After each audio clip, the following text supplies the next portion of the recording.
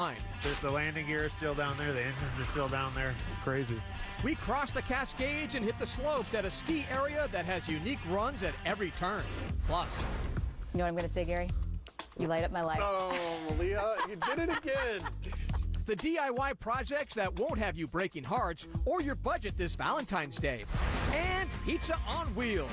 The sidewalk pies that have folks melting to get their hands on a slice. Seattle Refined starts now. Hey everybody, welcome to Refined. I'm Gard Swanson, and what a day in Seattle today. You know, there are a lot of things to love about the Northwest during the wintertime, especially for skiers and snowboarders. That's because there are tons of mountains and resorts not far from Seattle. But you know what? There's one ski area farther from the city that is worth the road trip. Just ask Refined's Brandon Bernstead. He recently headed east to Wenatchee in a 2019 Toyota Tacoma to experience Mission Ridge. So, let's go places. You know, I love skiing, but I have to admit, I hate the crowds. So today, we're headed just outside Wenatchee to Mission Ridge. For this Toyota adventure, I needed a tough, reliable ride with plenty of space for all my ski gear. Of course, Toyota hooked me up with the brand new 2019 Tacoma TRD Off-Road. It's clear why this has been America's best-selling midsize pickup for 12 years running. I made it over the pass to Mission Ridge with ease. And Mission is one of my favorite ski areas. A perfect mix of small mountain vibe and big mountain skiing. Our snow here is like Montana, Utah snow, and people that are discerning skiers really know the difference. You know, they really notice it. General Manager Josh Jorgensen knows that dry, light powder is a big deal. But there's another thing that sets Mission Ridge apart: the lift lines, or lack thereof. We are becoming more and more popular, but it still hasn't really changed the experience. The mountain's so big. You got 2,000 acres here, bigger than Stevens Pass in acreage. Even on the busiest day, it doesn't feel busy on the mountain. I haven't been to Mission in a few years. What are some runs I have to hit? My favorite groomer is Tillicum, so that's off of Chair 3, and today I think that's going to be pretty epic. I got my boots on. I haven't been out yet, so maybe I'll go with you. Hey, take a run with me. Turns out it didn't take much convincing to get Josh on the chairlift, especially since it was a bluebird day. From the summit, we could see all the way from Mount Rainier to the Columbia River. I mean, this view is crazy. Our first stop, Bomber Bowl, a run with some history. Back in 1944, a military B-24 bomber crashed here during a training mission. So this is a section of wing from that plane. The landing gear is still down there. The engines are still down there. Crazy. Yeah, so this is why it's called Bomber Bowl. As legend has it, rubbing the wing brings good luck for fresh snow. At the bottom of the bowl, the perfect mid-mountain lunch spot. So this is a new thing for us this year. The sun deck behind us and Pull Off the Taco Cat. 3 street tacos for $11 in a setting like this where you're up looking at bomber sheets, bomber cliffs, and full 5 watching people ski down the mountain. It's just been absolutely popular. People are loving it. And this is the place to be on weekends, right? Absolutely, yeah, I wouldn't miss it. It's good food too. Of course, I was itching to get back on the hill. Let's roll. There are 36 different runs at Mission, and I wanted to hit as many of them as possible. People really enjoy the big wide open sweeping blue intermediate groomers, but we have a lot of great, advanced terrain as well, and so the powder hounds and powder seekers have a lot to play with as well, and that stuff can stick around. You can weeks after a storm, there's still untracked snow.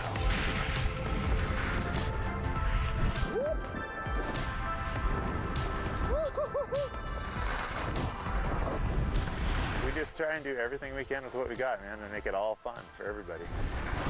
That wraps up an awesome ski day and another incredible Toyota adventure. To learn more about the 2019 Toyota Tacoma, head to buyatoyota.com. It's officially February, and that means love is in the air. The countdown is on until Valentine's Day, and we want to make sure that you are fully prepared. That's why we have set up the ultimate Valentine's gift guide on SeattleRefined.com.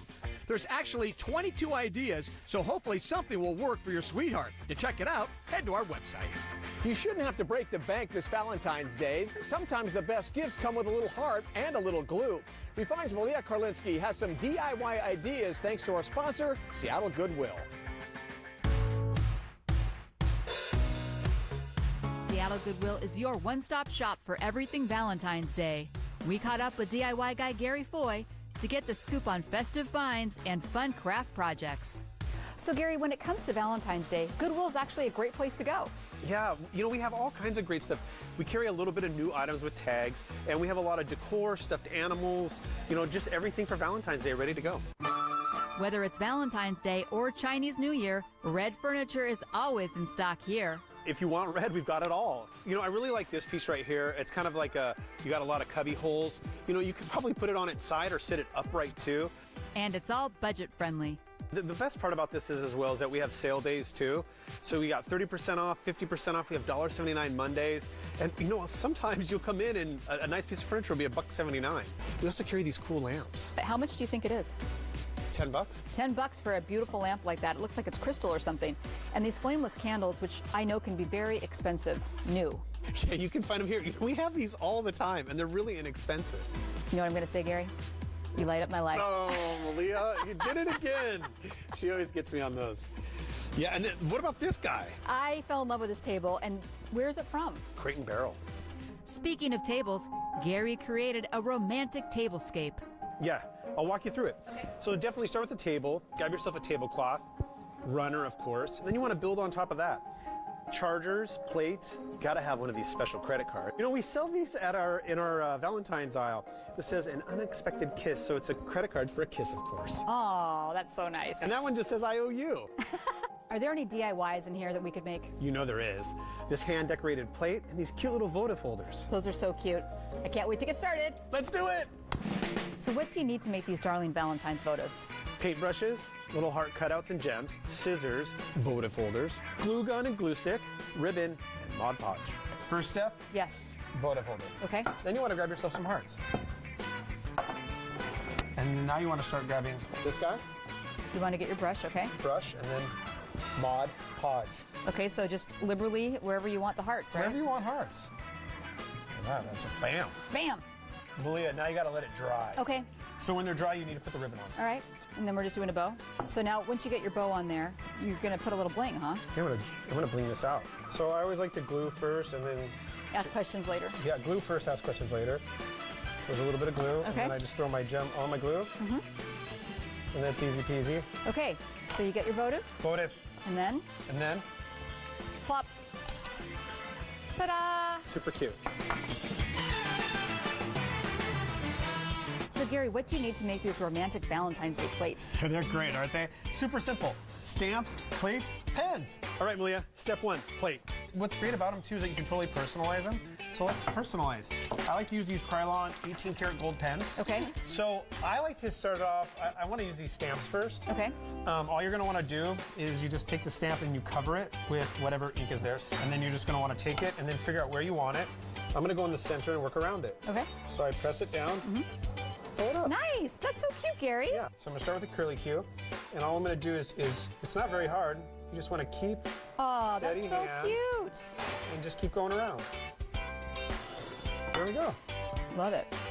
From gifts to decor, you'll love shopping at Goodwill for Valentine's Day. Malia Karlinski, Seattle Refined.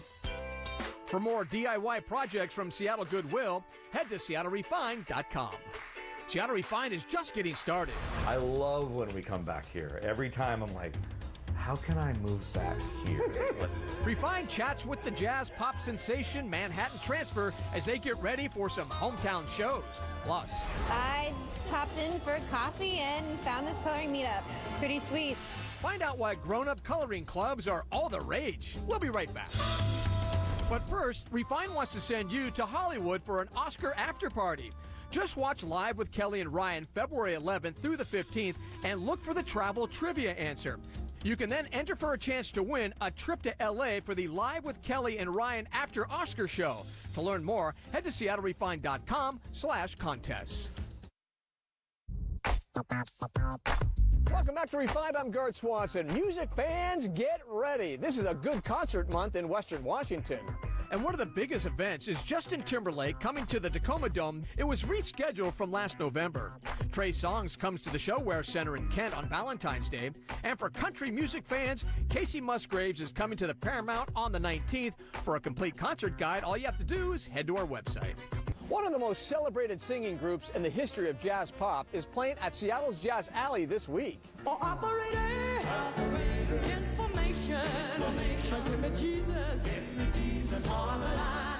After more than 4 decades of making beautiful music, the Manhattan Transfer shows no signs of slowing down. The group first started swinging together way back in 1969. Since then, they've won 7 Grammys, toured the world several times. They even had their own short-lived summer variety series. Even though the faces have changed a bit in the group over the years, their incredible 4-part harmonies remain unmistakable. I caught up with half the group backstage in the green room at Jazz Alley. And you guys are 2 local people. Let's start with you, Cheryl. Mount Vernon, you ever get home? Well, no, because most of my friends that I grew up with, that I'm still very close to, most of them have moved down here, you know, out of Mount Vernon. So I've been with the group since 1979, and then Mr. T here came in a little over 2 years ago, yeah. See, the thing is, I had an a cappella group for 20 years, started here in Seattle, called Impact. And so for all of that time, I rarely sang leads. I almost never even sang lyrics to anything. So for years, all I did was bum bum doo doo doo doo bum doo bum bum boo doo doo bum doo plan to Mountain West. See, that's right. So, it fits. Yeah. And this guy, he's very humble because he brings a new texture to the group that we didn't have.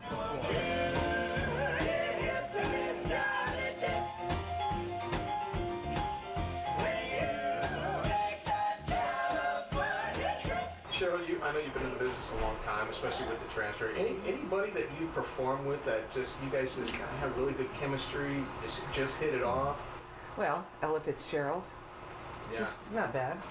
Yeah. She knows how to sing. So one of the Grammys, I forget which year, we did How High the Moon with her at the podium as we were going to introduce an award. And it was like surreal.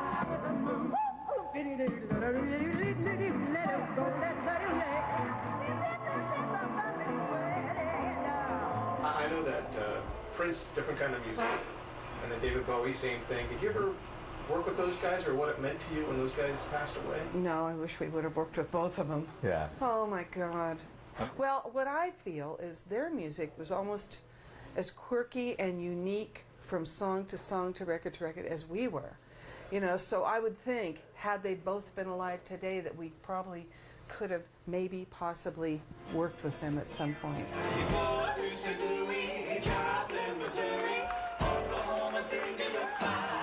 You have a soft spot for Seattle, Sue? I love it, and I'm very proud of it. I'm proud of the Northwest. I love when we come back here. Every time I'm like, how can I move back here? Like every time I think that. One of the things the group likes best about Seattle is the joy of playing at Jazz Alley, one of the best clubs in North America. It's fantastic. First of all, the room, the sound is wonderful. The room, it's inducive to just a party because they sit so close to you and the food's great. Totally packed. All these people, you feel the love and the warmth and like the friendship from they're there for you. So yeah, it's great. They're great. It's really fantastic. Manhattan Transfer will have 4 performances at Jazz Alley this week. They're playing Thursday night through Sunday. Coming up, this is the Twisted Hawaiian. Pretty excited to eat it. Refined tracks down a traveling pizza party you need to try.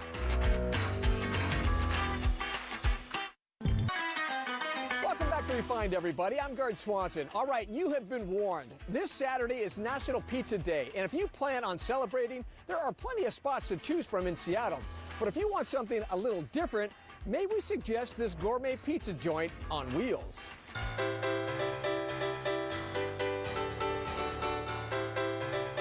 It's really good, fresh, and you can see the real wood-burning fire. This is the Twisted Hawaiian. Pretty excited to eat it. Stella Fiore Pizza is a mobile, wood-fired pizza oven owned and operated by husband and wife team Chris and Katie Amos. Well, there's my wife, Katie, but we've been doing this now for 5 years. You know, my wife and I were looking for something that we could do together. I was in a corporate background, she had a corporate background, and we were just kind of fed up with the grind, and so we decided to venture out and just try something different. Chris and Katie are passionate about creating delicious artisan pizzas with the finest ingredients available. But we try to use whatever we can locally, we try to make what we can, and the rest of it we try to use as high quality ingredients as we possibly can. So we use things like prosciuttos, the salamis, we hand cut our pineapple, we make our dough fresh daily. My favorite thing about our pizza is the crust. We went through so many different recipes with this until we got it down just how we like it. So we obviously have our dough balls that we start with. I also like our cheese. It's a whole milk mozzarella that we use on most of our pizzas. Melts up really well. It's so good, buttery. But of course, the showstopper at Stella Fiore is the wood-burning pizza oven. Yeah, the oven. We actually had this imported from Italy. But it weighs, probably the oven and the stand, it weighs about 5,000 pounds. We cook at about 800, 850 degrees in there, and we only use apple wood. We can do up to 100 pizzas an hour in here. And of course, you get the high heat, and you get the reflection of the flame off the top of the oven down onto the pizza, so you get that crispy crust and that golden brown. So with all this wood-fired gourmet goodness, you're willing to wait a little extra, right? Well, you don't have to. So that's what always throws people off with us. Most people walk up and they're like, all right, so it's going to be 10 or 15 minutes, right? And you say, no. Actually, from the time you order until your pizza's out to you is about 3 minutes.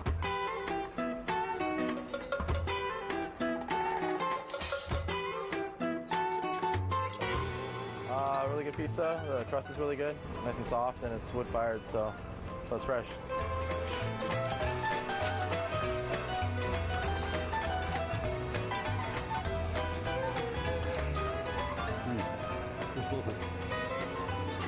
That's good. Do you have a favorite food truck the Refined team needs to check out?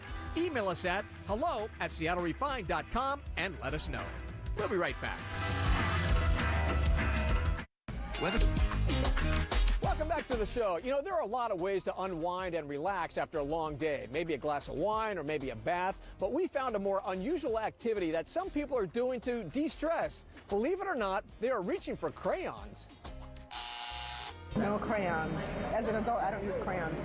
What I do use I use Sharpies, I use my Prismacolor, I use watercolor. This is not your mother's coloring book. Coloring is ridiculously huge right now.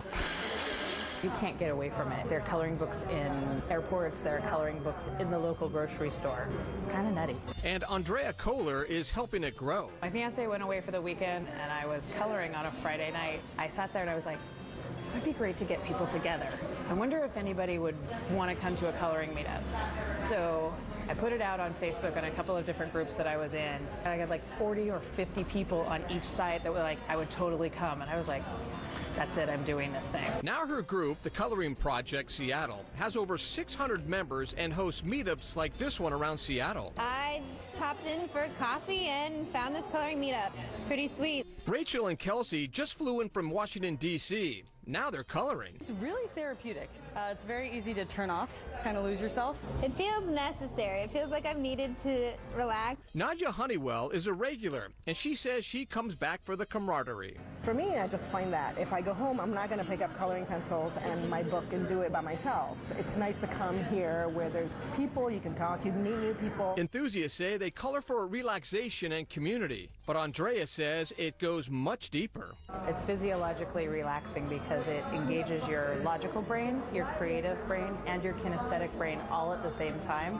So it draws your focus and it has you get out of that mental to-do list that's always going in the background. In other words, when you have that quiet time, all of that other creativity bubbles to the surface. But for Andrea's fiance, Tamir, the goal is simple. It's got to be fridge-worthy. All right, that's going to do it for today's show. I'm Garth Swanson. We want to thank you for joining us here on Seattle Refined. We'll see you next time.